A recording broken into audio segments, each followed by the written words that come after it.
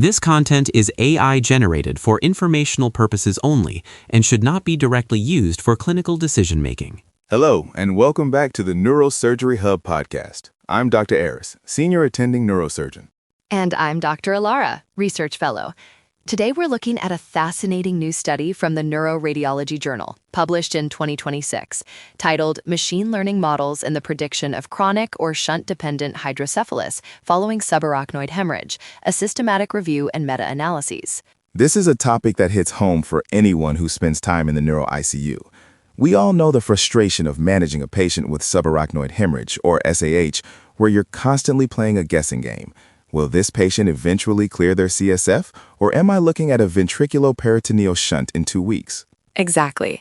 And the paper sets the stage by reminding us just how significant this is. SAH accounts for roughly 5 to 10% of all strokes, with an annual incidence of about 7.9 per 100,000. But the real challenge is the long-term neurological and cognitive dysfunction. Chronic or shunt-dependent hydrocephalus, specifically, is a frequent complication. The incidence range they cited is actually quite wide, anywhere from 6% to 67%. That 67% upper limit is exactly why we need better tools. The paper mentions that the underlying pathophysiology remains unclear, which makes treatment challenging. While CSF diversion interventions like VP shunts often lead to favorable outcomes, they aren't benign. We're talking about high-risk surgical interventions with risks of infection, duct obstruction, and implant rejection. Which brings us to the core of the study. Traditional clinical predictive models have improved over the years, but the authors argue they struggle to incorporate complex multifactorial data. They point to machine learning, or ML, as a way to integrate diverse, patient-specific parameters, like radiological findings, clinical scores, and laboratory characteristics. It's about moving beyond just a Fisher grade or a Hunt and Hess score and looking at the hidden patterns in the data. So, Alara, how did the authors approach this meta-analysis? They followed the PRISMA guidelines and searched the major databases, PubMed, Embase, Scopus, and Web of Science, up through late 2024. Their PICO criteria were specific. They wanted studies on adults or pediatrics with chronic or shunt-dependent hydrocephalus following SAH using AI-based tools like ML, deep learning, or neural networks. And what was the final pool of data? After screening, they included 6 studies. That represented a total of 2,096 individuals. To avoid bias, they only extracted data from the best performance model of each study, which they defined as the one with the highest area under the curve, or AUC. 6 studies is a tight set, but 2,000 patients is a solid cohort for a meta-analysis in this niche. Let's get into the meat of the results. How did these ML models actually perform? The numbers are actually quite encouraging. Across the studies, the AUC ranged from 0.8 to 0.92. When they pooled the data, the meta-analysis showed a pooled AUC of 0.83, with a 95% confidence interval between 0.81 and 0.84. An AUC of 0.83 is strong.